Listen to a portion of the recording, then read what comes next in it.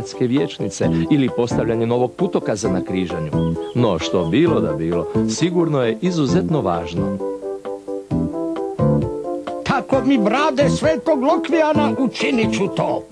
Pospremit ću drvarnicu. Ali zašto, djedice? Pa vaša bakica kaže da tamo ima toliko smeća da nikad ne mogu naći ono što mi stvarno treba.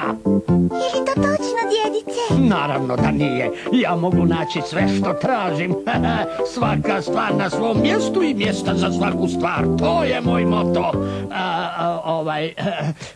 Što sam, mislim... Što te muči, djedice? Gdje sam stavio ključ, mislim. Evo ga tamo, djedice, na stolu.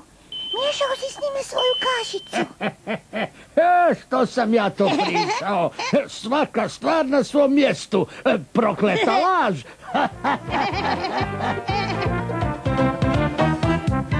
Igračke, stvarčice svih vrsta i boja, šupica je ko malo koja. Bio mlad ili star, Evo mi baš ne treba. naći ćeš sve što trebaš tu. Od dna do vrha alata puno, za igru i rad, mjesto pravo. Posude, lončići svih vrsta i boja, šupica je ko malo koja. Reci što trebaš ti, jer djedica naš je bogat ko car. Samo pusu mu daš, imaš sve što sada tebi treba. Klješta mala, čavle, čekić, puno boja, znaj. Igračke, stvarčice svih vrsta i boja, šupica je ko malo koja. Ovdje je stvarno malo tijesno, ali ti to ne bi nazvala smećem, zar ne, Ivančice? Ne bih, djedice. Sjećam se jedne zgode kad me ova košara stvarno spasila. Pogledajte što sam vam donijela, dječiće, pravu živu prijateljicu. Baš se neću igrati. Želim da ovdje budeš sretna.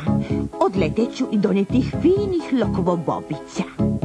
A vi, djeco, nastojite da se Ivančici svidi njezin novi dom. Bye, bye. Mama nas hoće preći. Ivančica nije ptica, ona je lokvić. Gledajte, ajde, marš i kreni malutko. U međuvremenu Piko i Bistrić letjeli su u balonu koji su sami napravili. Većinu dijelova, uključujući i udobnu laganu košaru za putnike, uzeli su iz djedičine drvarnice. Kakav užitak, da je barem Ivančica s njima. Ona je u nevolji, Bistri. Moramo je pronaći. Čekaj malo. Pomoć, spasite me! Eno je tamo, u Čavkinu gnjezdu. Idemo po nju, Bistri. Imaš pravo, Piko, spuštamo se odmah. Pomoć, ovdje sam, Piko, tu sam. Izvukao sam Ivančicu, Bistri. Idemo. Požurimo kući, Piko. Nadam se da u životu više nikad neću vidjeti Čavku. Ti i Bistrić došli ste baš u zadnji čas, Piko. Te grozne male Čavke su me gotovo izgurali iz gnjezda.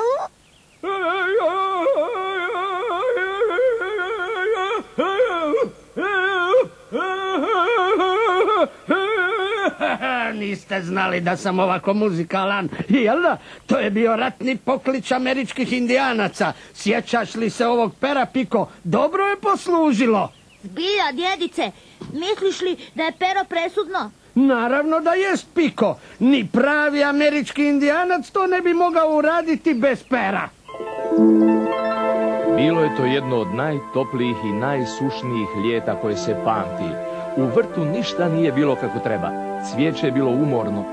O, jadna ja, sva sam uvela. Jeste li ikad u životu vidjeli tako što suho?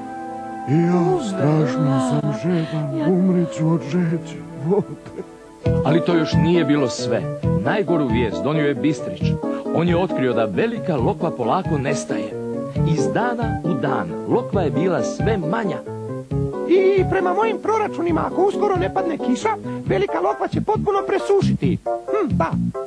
Kad je Bistrić ovu tužnu vijest rekao na sastanku u gradskoj vijećnici, svi su se zaprepastili.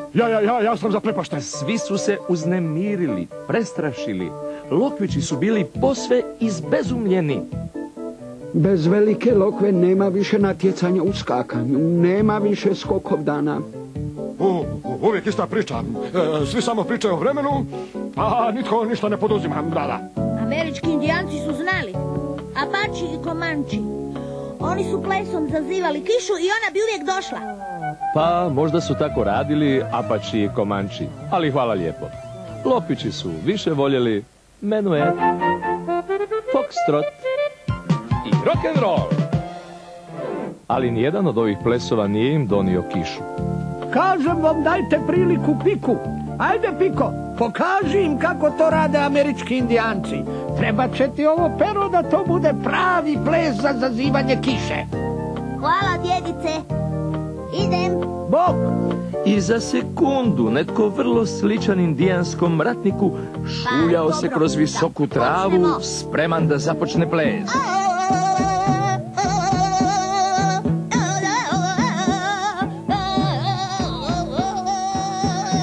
I da znate, uspjelo je.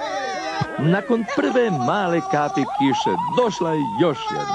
I još jedna. Da, kiša je padala, pljuštala je. Velika lokva bila je spašena. A Piko je nakon toga bio vrlo popularan. Hej, sjećate li se ovog? To je najobičniji komadić papira, djedice, zar ne? To nije običan papirić. To je karta. Vidiš? Karta za puf puf. Lokvogradski vlak. Sjećam se jedne vožnje pufača, krajnje neobične. Zaista neobična vožnja, jer ono što je počelo kao veseli izlet vlakom, zamalo je završilo katastrofom. Piko, Ivančica i gospodin Željeznič bili su u lokomotivi, a pufač je hitao prema dugačku tunelu. U međuvremenu, krtica je marljivo kopala svoje podzemne kanale baš na tom mjestu. Kop, kop, kop, kop, kop, kop, kop, kop, kop, kop, kop, kop. Odjednom, zidovi tunela, oslabljeni od silnog kopanja, srušili su se. Ovo je odron kamenja ili potres.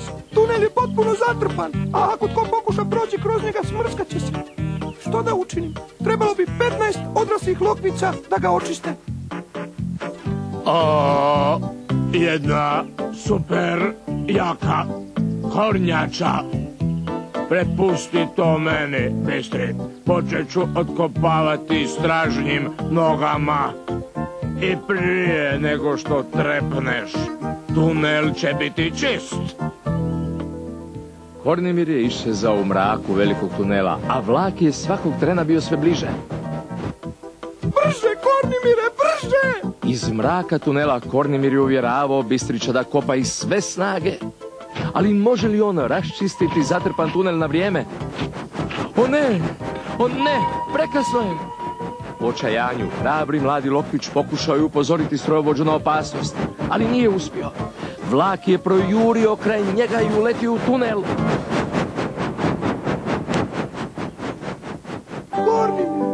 Kornimire! Ali nije bilo odgovora.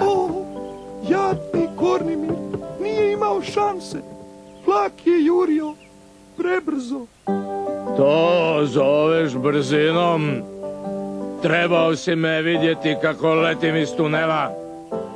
Skoro sam ostao bez oklopa. Kako sam brzo trčao. Kornimire, baš si smiješan. I tako je ovo malo putovanje ipak sretno završilo. Lokvice mu, jedva čekam da bakica vidi ovo. Stara drvarnica je sad tako uredna da je neće ni prepoznati, a sad da je zaključam. Joj ne! Što je, djedice? Ključ! Što sam učinio s ključem? Sjetio sam se, stavio sam ga u najdonju ladicu ormarića, a ormarić ispod klavira.